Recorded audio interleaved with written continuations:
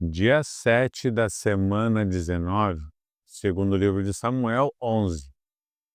Na primavera seguinte, época do ano em que os reis costumavam sair para a guerra, Davi mandou que Joabe, os seus oficiais e o exército israelita fossem atacar os inimigos. Eles venceram os amonitas e cercaram a cidade de Rabá, mas Davi ficou em Jerusalém. Uma tarde, Davi se levantou, depois de ter dormido um pouco, e foi passear no terraço do palácio. Dali, viu uma mulher muito bonita tomando banho. Aí, ele mandou que descobrisse quem era aquela mulher e soube que era Batseba, filha de Eliã e esposa de Urias, o heteu. Então, Davi mandou que alguns mensageiros fossem buscá-la. Eles a trouxeram e Davi teve relações com ela. Batseba tinha justamente terminado o seu ritual mensal de purificação. Ela voltou para casa e depois descobriu que estava grávida e mandou um recado a Davi contando isso. Davi mandou então esta mensagem a Joabe: mande que Urias, o heteu, venha falar comigo. E Joabe obedeceu. Quando Urias chegou, Davi perguntou a ele se Joabe e as tropas estavam bem e como estava indo a guerra. Depois disse a Urias: vá para casa e descanse um pouco. Urias saiu e Davi mandou levar um presente à casa dele. Mas Urias não foi para casa. Em vez disso, dormiu no portão do palácio junto com os guardas do rei. Quando Davi soube que Urias não tinha ido para casa, perguntou-lhe: você acaba de voltar depois de ter ficado fora muito tempo. Por que não foi para casa? Urias respondeu: os homens de Israel e de Judá estão longe, na frente de batalha, e a arca da aliança está com eles. O meu comandante Joabe e os seus oficiais estão acampados ao ar livre. Como poderia eu ir para casa, comer e beber e dormir com a minha mulher? Juro por tudo que é sagrado, que nunca poderia fazer isso. Então Davi disse: fique aqui o resto do dia. Amanhã eu o mandarei de volta. E Urias ficou em Jerusalém naquele dia e no dia seguinte. Davi convidou-o para jantar e fez com que ele ficasse bêbado. Mesmo assim, Urias não foi para casa naquela noite.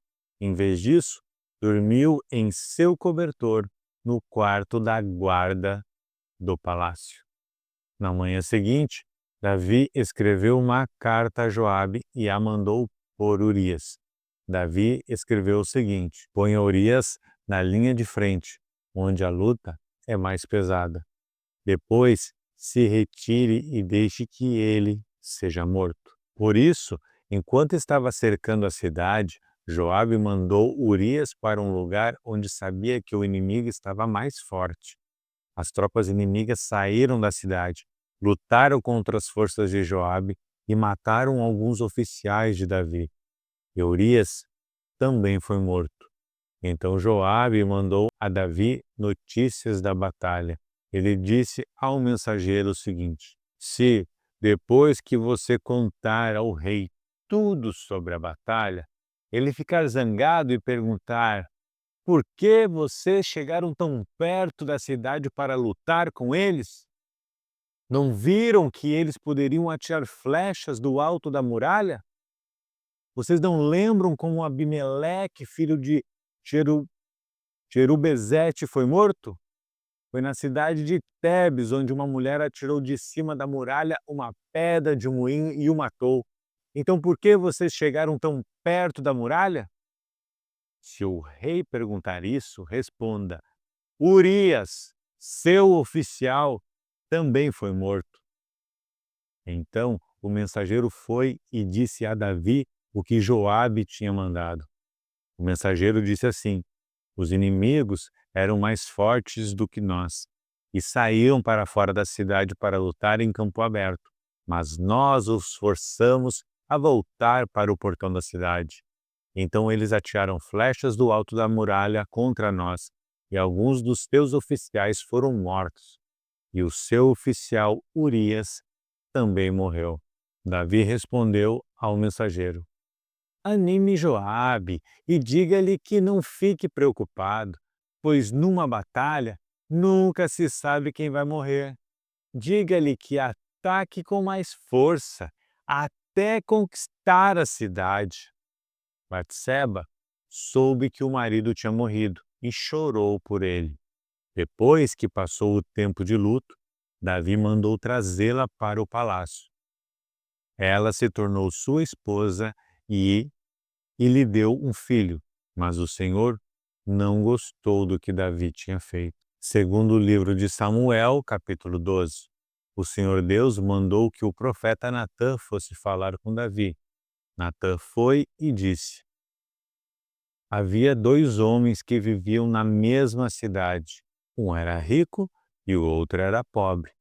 O rico possuía muito gado e ovelhas, enquanto que o pobre tinha somente uma ovelha que havia comprado. Ele cuidou dela e ela cresceu na sua casa, junto com os filhos dele. Ele a alimentava com a sua própria comida, deixava que ela bebesse no seu próprio copo e ela dormia no seu colo. A ovelha era como uma filha para ele. Certo dia, um visitante chegou à casa do homem rico. Ele não quis matar um dos seus próprios animais para preparar uma refeição para o visitante. Em vez disso, pegou a ovelha do homem pobre, matou-a e preparou-a com ela uma refeição para o seu hóspede. Então Davi ficou furioso com aquele homem e disse: Eu juro pelo Senhor, o Deus vivo, que o homem que fez isso deve ser morto. Ele deverá pagar 4 vezes mais o que tirou, por ter feito uma coisa tão cruel. Então Natã disse a Davi: Esse homem é você, e é isso que diz o Senhor, o Deus de Israel. Eu tornei você rei de Israel e o salvei de Saul. Eu lhe dei o reino e as mulheres dele. Tornei você rei de Israel e de Judá. E, se isso não bastasse, eu lhe teria dado 2 vezes mais. Por que é que você desobedeceu aos meus mandamentos e fez essa coisa tão terrível? Você fez com que Urias fosse morto na batalha, deixou que os amonitas o matassem e então ficou com a esposa dele.